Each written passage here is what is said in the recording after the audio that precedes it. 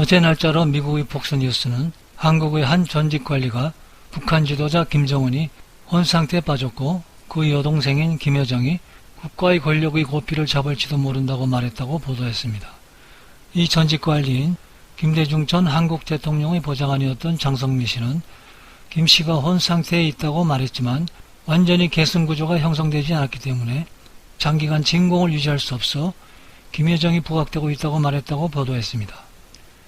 또한 국정원은 지난주 국회의원과의 비공개회에서 김정은은 건강에 아무 이상이 없는 것으로 파악되고 있고 단지 김정은이 스트레스로 말미암아 많은 부담을 안고 있는 것 같다고 얘기했습니다. 그래서 36세의 북한 주도자는 여동생을 포함한 그의 측근에게 자신의 권한의 일부를 위임했고 노동당 중앙위원회 제1부부장 김여정이 북한에 대한 전반적인 국정을 지휘하고 있다고 말했습니다. 현재는 김여정이 절대적인 권위로 위임 통치를 하고 있다고 연합통신이 보도했습니다. 그래서 그런지 김정은은 북한의 코로나 바이러스 퇴치, 홍수 피해 후 재건을 위한 외부 지원을 거부한다는 선언을 한 바 있습니다. 하지만 그 언론은 장성민 씨 주장의 진실성에 대해서는 의구심이 남아있다고 했습니다. 그것은 그의 건강에 대한 추측을 불러일으킨 것은 이번이 처음도 아니라는 것입니다.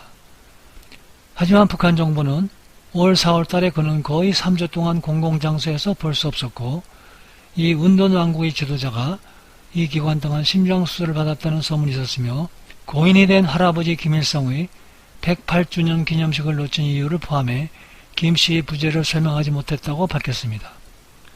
그런데 말입니다. 여기서 위임 통치라는 것은 통치자 즉 절대 권력자가 자기가 통치를 할 수 없을 지경에 이를 때만 임시로 위임 통치를 맡긴다는 것입니다.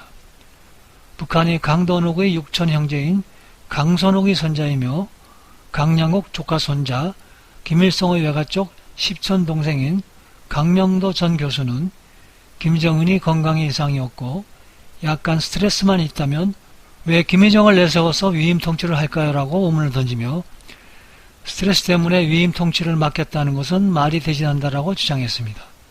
강 전 교수에 의하면 권력 누수를 가장 걱정하는 것이 김정은이라고 합니다. 다시 말씀드리면 김정은의 리더십 부재 그리고 절대 권력의 부재를 가장 두려워한다는 것입니다. 절대 권력자는 절대로 권력을 나누지 않습니다. 김일성, 김정일이 그랬습니다. 그것은 중국의 한나라 시대 때 중국의 통일 대업을 이룬 한신을 두려워해 끝까지 암살을 시도했던 유방의 일화에서 보시다시피 김정일이 절대 권력을 가진 김일성 앞에서는 감히 위임 통치라는 말을 함부로 하지 못했던 것도 사실입니다.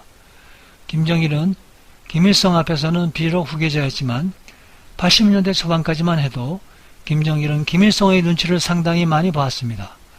김정일은 김일성이 살아있을 때에는 절대 권력자 역할을 하지 못했습니다. 물론 김정일은 정치, 군사, 문화, 경제와 같은 모든 분야에서뿐만 아니라 김일성이 모든 권력을 사용하라고 김정일을 당 조직의 인사권을 휘두르는 자리에 앉혀서 모든 것을 맡겼습니다. 그렇지만 그 자리를 가지고도 절대 권력을 행사하지 못했던 것입니다. 아무리 권한을 주고 절대 권력을 쓰라 했지만 절대 권력을 쓰지 못했던 것입니다. 그러나 김정은은 단 1년밖에 안 된 후계자로서 그 역할을 잘 보여주지 못했고 불안한 김정은은 김정일이 죽은 지 한 달도 안 된 급기야 4월 달에는 당 중앙위원회 제1부서 그리고 국방위원회 위원장, 최고사령관 등 김정일이가 가졌던 모든 직책을 다 받았습니다. 그만큼 김정은은 절대 권력자의 자리에 있지 않았기 때문입니다. 그 당시 절대 권력자의 자리에는 오히려 김정은이보다는 장성택이 있었습니다. 물론 그 이후에 절대 권력자 위치에 있었기 때문에 장성택은 김정은이 신진 세력에 의해 퇴치를 당한 후 총살까지 당했던 것입니다. 이처럼 김정은은 자기가 절대 권력자의 자리에 있었지만 절대 권력자의 위상을 가지지 못했기 때문에 절대로 권력을 나누려 하지 않았다는 것입니다. 이때까지만 해도 김여정은 바로 당 조직부 제1부부장의 권한을 가지고 김정일의 사업 분야를 총괄하는 것이지 결코 김정은이 통치를 위임받아 국가 전반에 대한 위임 통치를 맡기지 않았다는 것입니다. 그런데 이번 국정원의 발표는 김정은이가 건강하지만 스트레스 때문에 김여정이 위임 통치를 하고 있다고 발표했고 여기에 맞춰 김정은이 코마 상태라고 주장하는 장성민 씨 주장이 나온 것입니다. 그리고 다른 소문에 의하면 이전부터 나온 소문이기도 하지만 지금 나와서 돌아다니고 활동하는 김정은은 가짜라는 주장입니다. 그래서 이번에 또다시 전세계 언론들이 김정은이 코마 상태에 대해서 집중적으로 보도하고 있는 것입니다. 해외 언론이 이렇게 또 떠들게 되면서 금방 해외로 나와 있는 북한 근로자들과 북한 외교관 무역 일꾼들을 통해 북한으로 전파되고 있다는 것입니다. 그리고 그 전파 속도는 엄청나게 빠르다는 것입니다. 지금 북한 내부에서는 또다시 김정은이 가짜설, 사망설, 중태설이 돌고 있고 확산되고 있다고 합니다. 만약 이런 사실이 북한 내부의 사실로 밝혀진다면 그동안 김정은이 폭정으로 쌓여있던 내부 분란은 불같이 일어나 걷잡을 수 없는 소용돌이 속으로 빠져들어갈 공산이 큽니다. 사실 강명도 전 교수의 주장에 의하면 지난 4월 10일 날 최고인민회의 대의원을 소집해놓고 벼랑간 2일간 연장을 했다고 합니다. 2일간 연장했지만 결국 김정은은 최고인민회의 회의장의 모습을 드러내지 않았습니다. 그리고 최고인민회의가 4월 12일부터 열렸다는 얘기만 있었지 끝났다는 얘기는 없이 흐지부지 되고 말았습니다. 이 회의는 이틀간 열린 것으로 알고 있으나 이틀간 열리고 회의가 끝나서 매번 하던 기념 촬영도 없었다는 것입니다. 그리고 2월 16일 김정은은 금수산 태양궁전에 참배했으나 그런데 4월 15일에는 나타나지 않았다는 것입니다. 아버지 생일 때는 참배하고 태양절로 불리우는 4월 15일 할아버지 생일에는 참배를 하지 않았던 것입니다.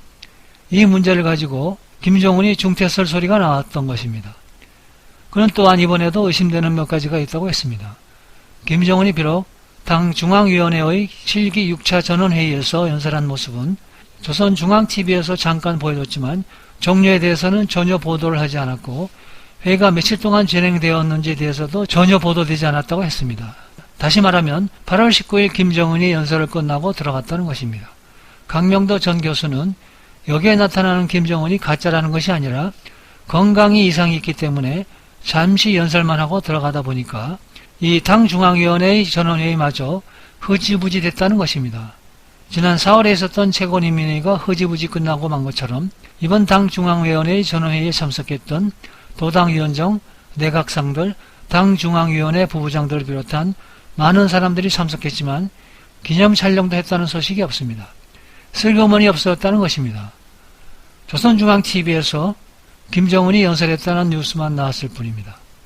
김정은이 만약 건강에 이상이 없다면 2019년 12월 28일부터 31일까지 장장 4일간 걸쳐 했던 당중앙위원회 7차, 5차 전원회의 모습과는 상당히 대조적이라는 것입니다. 그때는 다 보도를 했을 뿐 아니라 김정은이도 7시간 걸친 연설은 다 못했지만 그런데 이번에는 김정은이 연설만 잠깐 했고 7일간 진행했는지 3일간 진행됐는지 흐지부지 되고 말았다는 것입니다.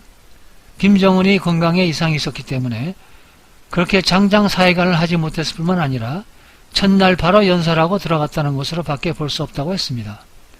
황명도 전 교수의 주장에 하면 김정은이 사망설, 중태설, 가짜설은 김정은이 동영상이 나오고 아무리 당중앙위원회 전원회의에 참석하더라도 계속해서 불거질 것이라고 합니다.